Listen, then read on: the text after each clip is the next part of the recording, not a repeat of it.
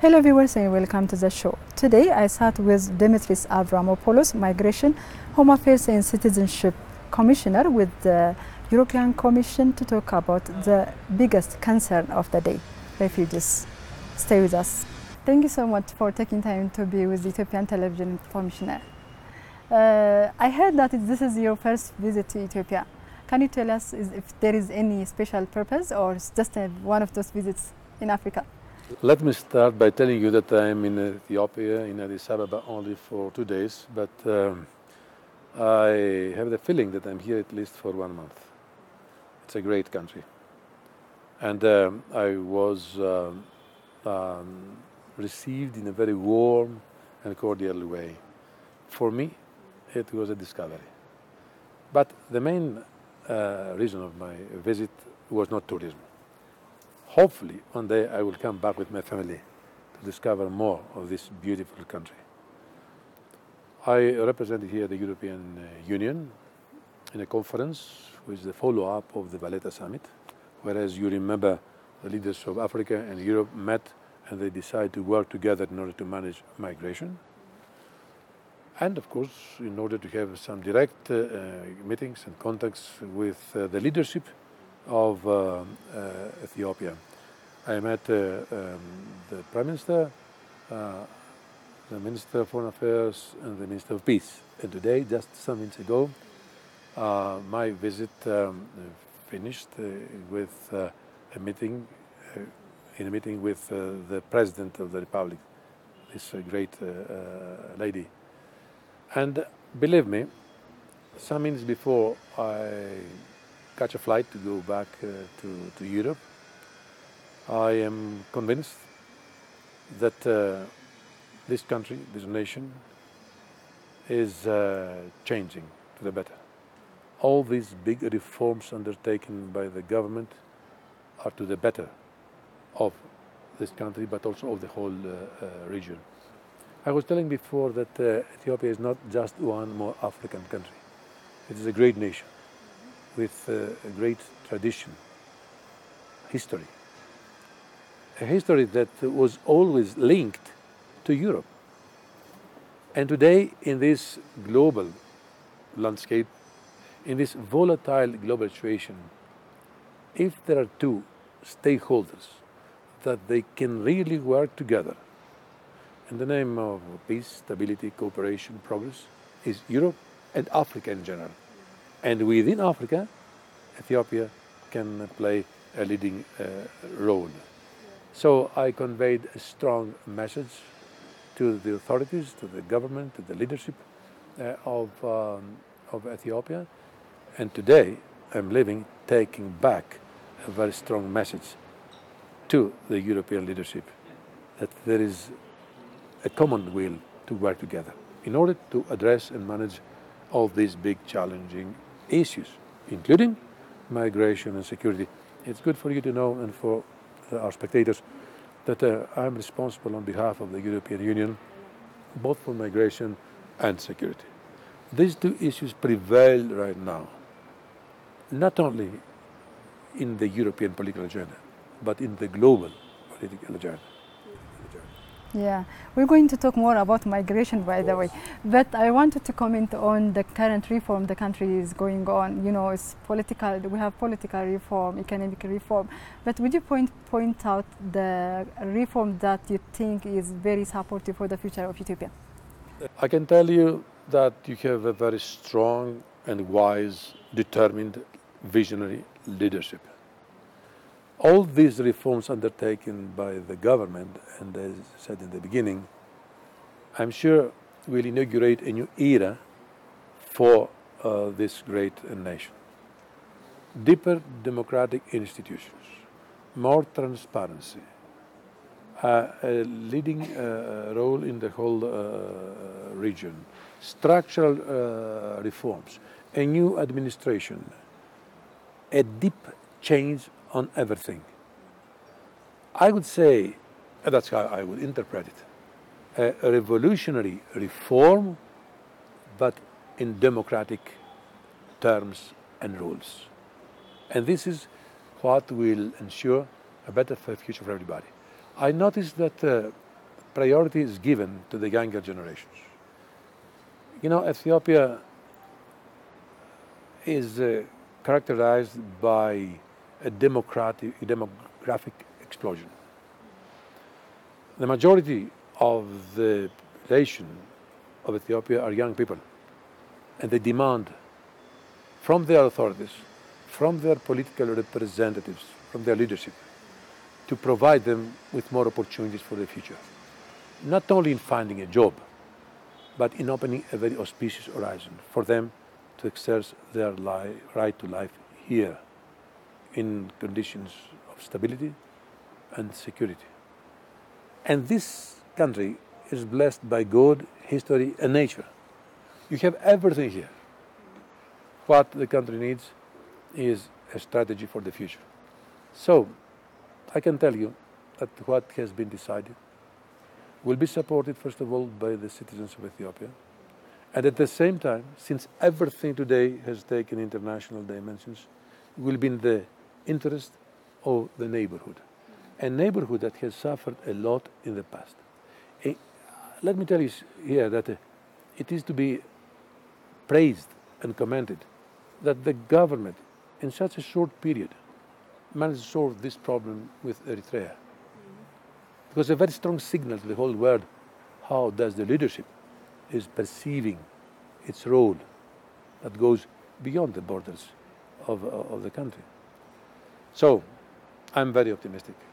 And as someone who respects and loves this nation, I wish it from the depth of my heart, all these reforms to be realized as soon as possible. Well, the recent visit of the Prime Minister to the European countries is said very fruitful in Ethiopia because, you know, the World Bank and we get financial support from the World Bank, and that's said a very big support in World Bank. So what do you think is the reason for the support? Is it just the reform or there is something else? As you very correctly said, the Prime Minister visited Brussels recently, and more visits will take place in the future, not only in Europe, but also in Ethiopia. But let me tell you something. Yes, the financial support is there. The political support is there. But it's not only about money. As I explained to you before, the role of these countries is of great importance for the region and for the whole world. So we are standing by the authorities and the government of Ethiopia in order to continue and implement its strategy in the region. We were talking before, for instance, about migration. The country will have our full support, financially, operationally, practically. Today we discussed with the Minister of Peace about it. How can we do it? Also with the Prime Minister. And within this, in the next week, a dialogue will start between experts of the Ethiopian government and the European Union to set up a framework of cooperation in the future on migration.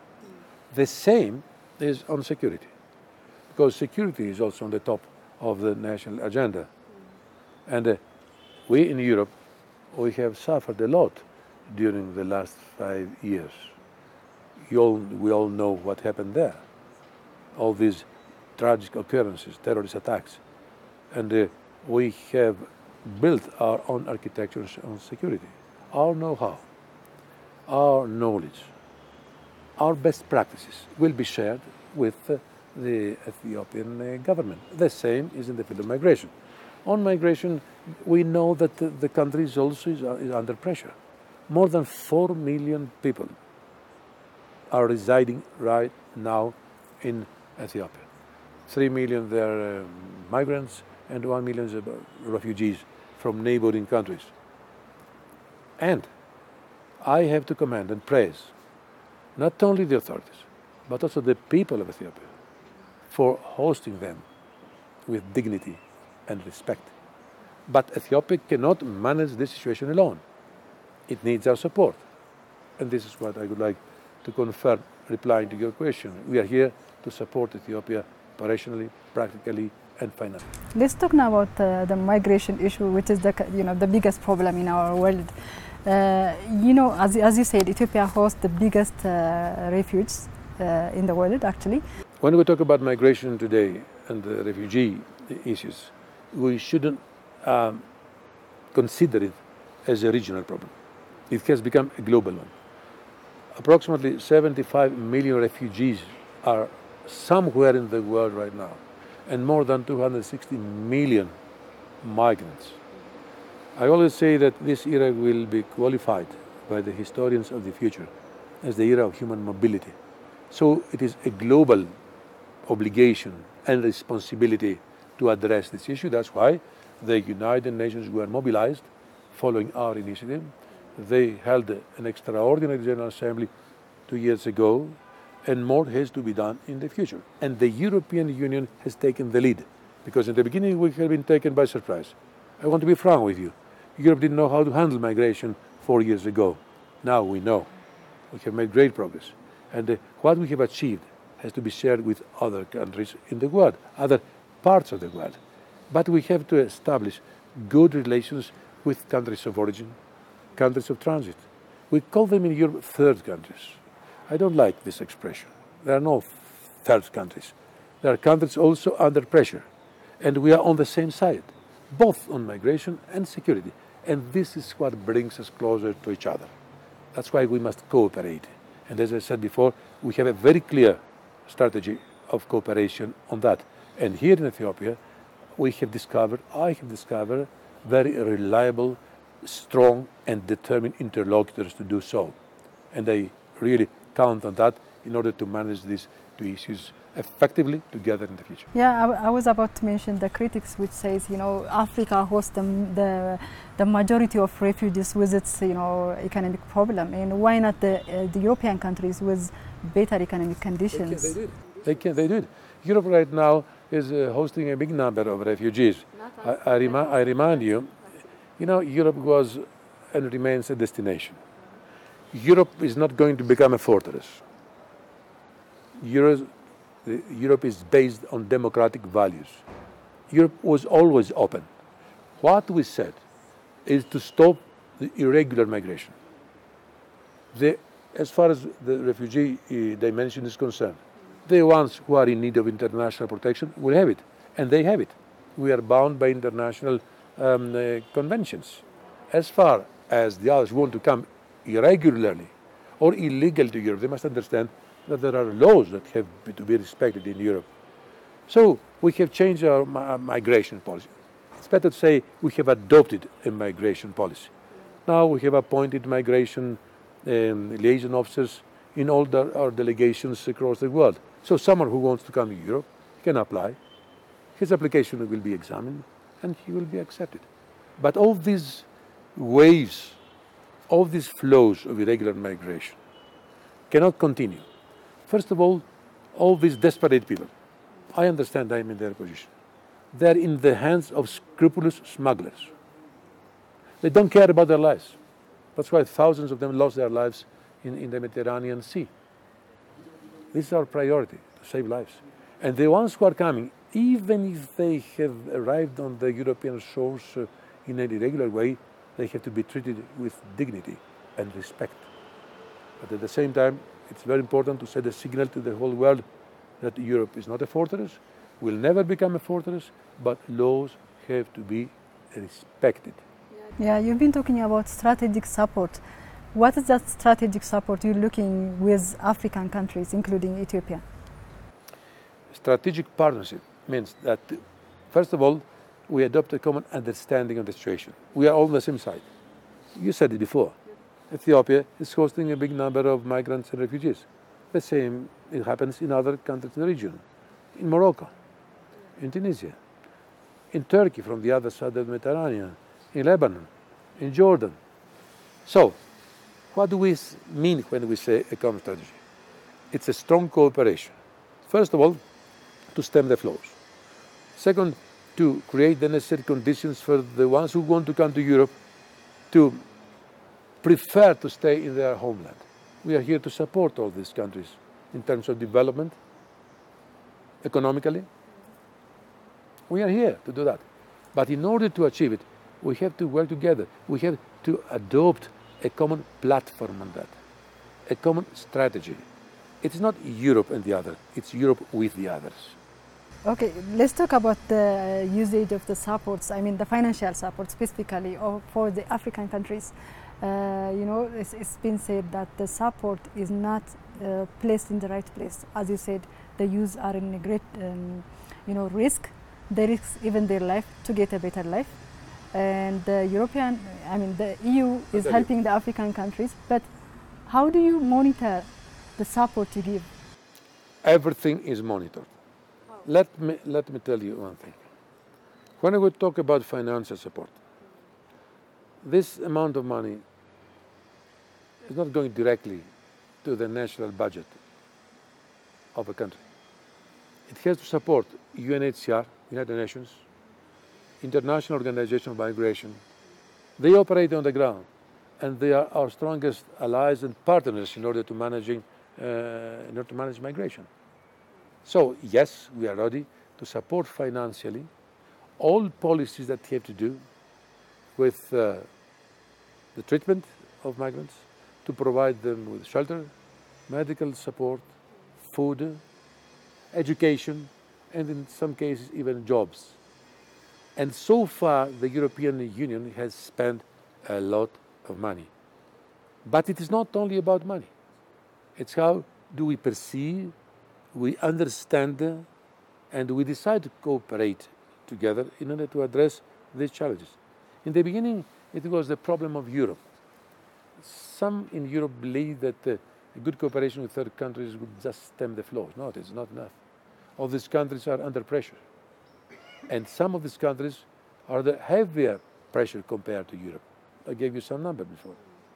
And as far as Europe is concerned, since I didn't give you the number before, since 2015, more than 1.2 million people have managed to cross the European borders. In a totally uncontrolled way in the beginning, because as I told you, Europe had been taken by surprise.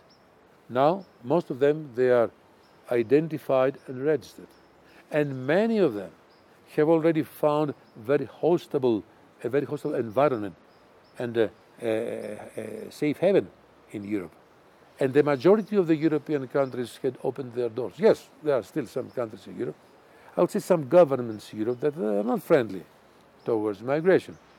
We try to change their mindset, to remind them what are the values and the principles upon which Europe is built. And I mentioned these principles before, but also a question of solidarity and responsibility, the two basic values that had defined the creation of the European Union during the last 60 years. And some believed, as I said this morning, that it would be the economic crisis that would put in danger the European project. Finally, it was the migration crisis in the beginning, because it was abused as an issue by the populist movement in Europe. So we have to cope with a big political problem. But we are not where we were 5 years ago. We are not in a crisis mode anymore. We manage migration. And we have deployed a plan of cooperation with countries around Europe. Partners, strategic partners. And one of these countries is Ethiopia. That's why I'm here. And as I said in the beginning, I leave this country with a great respect for these people, a great admiration for all these achievements here, for all these reforms that are undergoing, and I believe that Ethiopia can really play a leading role in the region in the name of peace, cooperation, stability, and democratic values. Well, as you said, Ethiopia hosts the majority of the refugees, especially from Africa, and we have in this new plan of refugee response plan of 2018, which enabled the refugees to work in the newly established industrial zones and getting education from technical schools and everything. And how do you see that project? It's a great project, and we are ready to support. We are ready to support this kind of initiatives. I was given some details today by the Minister of Peace, and as I told you before, all these issues will be discussed in a meeting that will start next week at a technical level, and it will be upgraded within the next month at a political level. But since you mentioned it, it is to be praised that it is happening in Ethiopia, and we are ready to support operationally, practically, and financially the Ethiopian government to continue on this line. One last question. You proposed, I think, for especially the Northern African countries to establish a temporary shelter for refugees. And how's that going? We have never proposed something like this. And we heard the African countries refused, such as Tunisia or something, right? That was an idea that was... I saw it in The Guardian, and you've been quoted. I have never proposed it. I took note of an idea that was flying in the air, proposed by some in Europe, that it would be good if some countries in this region could accept to set up disembarkation centers and all these things. But my question, when this idea started flying, was, do you know any country that is ready to accept it? Nobody. So it was an idea. You know, during these 4 years, I have been listening to many ideas. What I want to listen is to practical solutions to this problem. And this issue is not only a European one. It is not a regional one. It's a global one. That's why the whole world should stick united in order to address this issue. Because, as I said at the beginning, this phenomenon came to stay for many decades. So we have to adopt a future-proof strategy on migration, and the same is on security, and we are working on that. And the European Union has taken the lead and has shown the way to the others. Because our policy and our strategy is always based on humanitarian values and on democratic principles. And we do not intend to make any concession on that. This is what Europe is today, and this is what is the main European message sent to everybody. And as far as the countries in the region are concerned, it is a continuous message of respect and trust. And believe me, these two words dominated in our discussions here in Addis Ababa, and I'm grateful to the leadership of this great nation for this excellent cooperation. We are still in the beginning. More has to be done in the future, and as far as I am concerned, I can tell you that I came here as a commissioner of the European Union, and I'm leaving tonight as an ambassador of Ethiopia. Wow, that's very impressive. And thank you very much for your time. The pleasure all mine. Well, that does it for today. Join us on ETV Language for this and other programs. This is Aklilu, along with our cameraman. Thanks, and bye-bye.